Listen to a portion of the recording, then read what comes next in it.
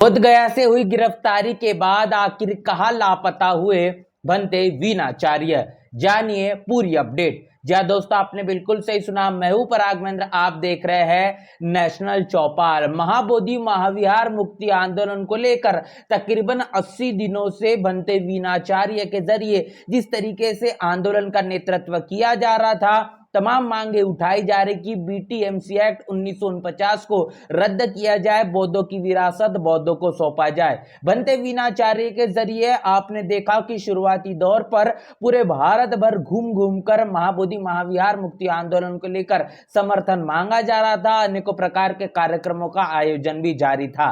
बनते वीनाचार्य के जरिए बौद्ध पूर्णिमा पर 12 तारीख को 12 लाख लोगों का एक बड़ा आह्वान और बुलावा दिया गया था इस संदेश को लेकर कि महाबोधि महाविहार मुक्ति आंदोलन को लेकर बौद्ध पूर्णिमा महाबोधि महाविहार में ही मनाई जाएगी, जिसको लेकर अनेकों प्रकार की चीजें देखने को मिली। बनते जी के जरिए तमाम जो बातें कही गई, जहां पर आकाश लामा ने ये बात कही कि इस आंदोलन को अब भारत और पाकिस्तान के बीच जिस तरीके से युद्ध का माहौल है, इसको ध्यान में रखते हुए स्थगित किया जाता है। इस तरीके का बयान भी उनके माध्यम से देखा गया। इसके साथ साथ बनते वीनाचार्य ने ये बात साफ करी कि आंदोलन जब अब जिस तरीके से लंबे समय के माध्यम से जारी है, ये आगे भी इसी मुताबिक जारी रहेगा। इस आंदोलन पर किसी भी कीमत पर किसी भी तरीके से स्थगिति नहीं लगाई जाएगी, न इस पर कोई भी रोक लगाने का काम होगा, जिसको लेकर डॉक्टर विलास खरात ने भी अपनी प्रतिक्रिया साझा की थी। डॉक्टर विलास खरात ने कहा था कि महाबोधि महाविहार मुक्ति आंदोलन को लेकर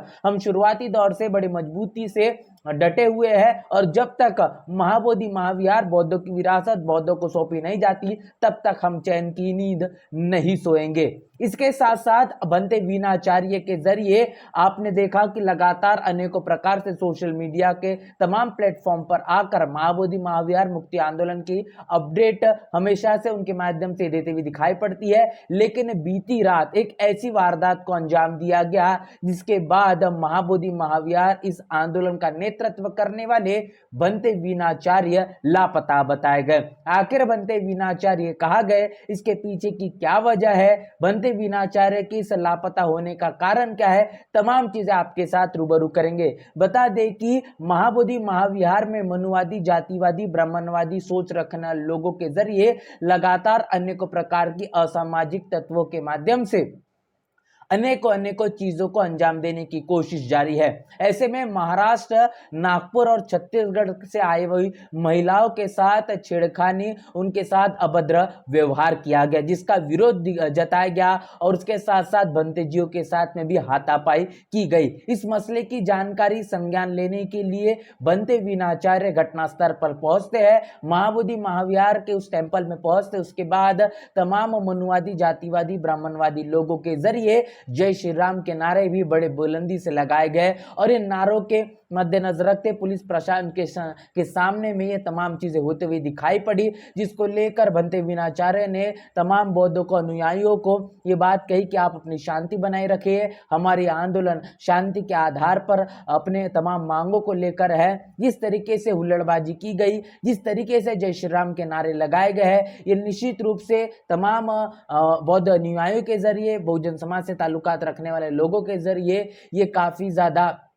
चिंतनीय, इसके साथ साथ आपत्तिजनक बताया जा रहा है। और जिस तरीके से बनते वीनाचार्य ने इस पूरे मामले का संज्ञान लिया, पुलिस प्रशासन से बातचीत की और उसके बाद आकाश लामा इनके साथ इनकी एक मीटिंग थी, लेकिन उसके बाद देर रात 2 बजे के बाद बनते वीनाचार्य ये लापता बताए गए। पुलिस प्रशासन के जरिए उनकी गिरफ्तारी हुई है, इस बात की जानकारी डॉक्टर विलास खरात इनके जरिए दी गई थी। लेकिन जब सुबह होते होते तमाम पुलिस स्टेशनों पर जाकर यह पता किया गया कि आखिर बनते वीनाचार्य कहां है, तो पुलिस के जरिए जवाब देते हुए साफ तौर पर दिखाई दिया कि बनते वीनाचार्य की गिरफ्तारी हमने नहीं की, हमें इस बारे में कुछ पता नहीं। लेकिन देर रात ढूंढने के बाद, कई समय बीत जाने के बाद, दोपहर तकरीबन 1 बजे के आसपास भंते वीणाचार्य ये पुलिस थाना में मौजूद है। ये वहां पर उन्हें डिटेन किया गया, नजरबंद किया गया है, इसकी जानकारी मिली। और दोपहर 1 बजे के बाद इस बात की पुष्टि की गई कि पुलिस के जरिए भंते वीणाचार्य इनको गिरफ्तार किया गया है। अब इनकी गिरफ्तारी के पीछे का कारण आपको बता दूं कि आखिर भंते वीणाचार्य को पुलिस ने क्यों गिरफ्तार किया।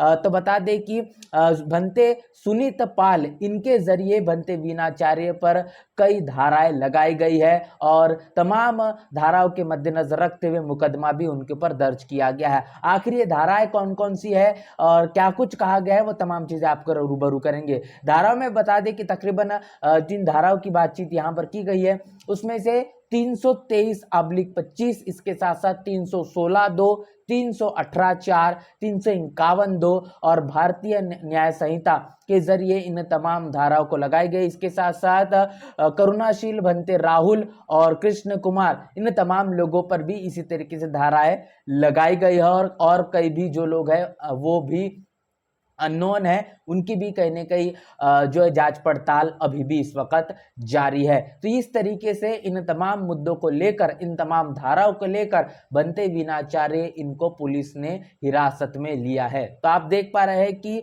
भंते सुनीत पाल, इनके जरिए तमाम एलिगेशन लगाए गए हैं, जिसके मद्देनजर रखते हुए पुलिस ने अपनी कार्रवाई की है। लेकिन सवाल यह है कि जिस तरीके से देर रात हुड़दंग मचाने का काम तमाम बहुजन समाज से और महाराष्ट्र के नागपुर और इसके साथ साथ छत्तीसगढ़ से आने वाले तमाम महिलाओं के साथ जो बदसलूकी की गई, भंते जी के साथ जो हाथापाई की गई है, जिन लोगों ने जय श्री राम के नारे लगाए हैं, उन तमाम लोगों पर किसी भी तरीके से कोई कार्रवाई या पुलिस प्रशासन के जरिए कोई सही मायने में संज्ञान जिस मुताबिक लेना चाहिए, उस तरीके का दूर दूर तक कोई ऐसा मामला देखने को नहीं मिल रहा। तो आप समझ पा रहे हैं कि जिस तरीके से महाबोधि महाविहार, ये बौद्धों की विरासत, जिसके आंदोलन को लेकर पूरे राष्ट्रीय स्तर पर नहीं अंतरराष्ट्रीय स्तर पर लोगों का जन समर्थन मिलना अभी भी जारी है। लेकिन देर रात इस तरीके के मामले को अंजाम दिया गया। इसके साथ साथ बुद्ध पूर्णिमा के उपलक्ष्य पर राज्यपाल के जरिए शिवलिंग की पूजा की जाती है, जहां पर बीटीएमसी के तमाम जो 9 सदस्य वहां पर मौजूद होते हैं। इसके साथ साथ कलेक्टर के आगे उनके सामने में इस शिवलिंग की पूजा की जाती है। वही राज्यपाल जिन राज्यपाल के जरिए कहा गया था कि महाबोधि महाविहार ये बौद्धों की विरासत नहीं है, तो ये शिवालय है। तो शिवालय के बारे में जो बात महाबोधि महाविहार को लेकर करने वाले राज्यपाल ने महाबोधि महाविहार में बुद्ध पूर्णिमा के उपलक्ष्य पर शिवलिंग की पूजा की है। इस तरीके की वारदात को भी अंजाम देने का काम राज्यपाल के जरिए किया गया है। और केंद्र की भारतीय जनता पार्टी के एनडीए की सरकार हो या फिर नीतीश कुमार की बिहार में चलने वाली सरकार हो, इन दोनों सरकारों के जरिए इस मसले पर किसी भी तरीके से जिस हिसाब से संज्ञान लेना चाहिए वैसा दूर दूर तक बिल्कुल भी दिखाई नहीं पड़ रहा। इस मामले को लेकर तकरीबन 80 दिन बीत चुके हैं और भंते वीणाचार्य को देर रात 2 बजे इस तरीके से गिरफ्तारी करना निश्चित रूप से बताता है कि इस आंदोलन को हर एक तरीके से कमजोर करने की कोशिश है। यहाँ तक कि तमाम बौद्ध भिक्षुओं के बीच अनेकों प्रकार के मसले को लेकर असमंजस पैदा करना और इस आंदोलन को अनेकों साजिश और षड्यंत्र के हिसाब से कमजोर करना भी इस मनुवादी, जातिवादी और आरएसएस की ये सोची समझी साजिश लगातार तमाम राजनीतिक विश्लेषक और खासतौर पर बहुजन विचारकों के जरिए बताई जा रही है। तो आपको मैंने तमाम उस जानकारी सुरबरू करवाई है कि आखिर भंते वीणाचार्य ये इस वक्त पुलिस प्रशासन के हिरासत में है, तमाम धाराएं उन पर लगाई गई है। अब आगे क्या होता है, बहुजन समाज से ताल्लुकात रखने वाले तमाम एडवोकेट्स के जरिए इस मसले पर क्या कुछ भूमिका ली जाती है, ये तो अभी वक्त ही बताएगा। इस मसले पर आपकी क्या राय है, आपकी क्या राय प्रतिक्रिया लिखकर कमेंट बॉक्स में जरूर बताएं। बने रहे नेशनल चौपाल के साथ, मिलते हैं नए वीडियो में, तब तक के लिए जय भीम जय भारत।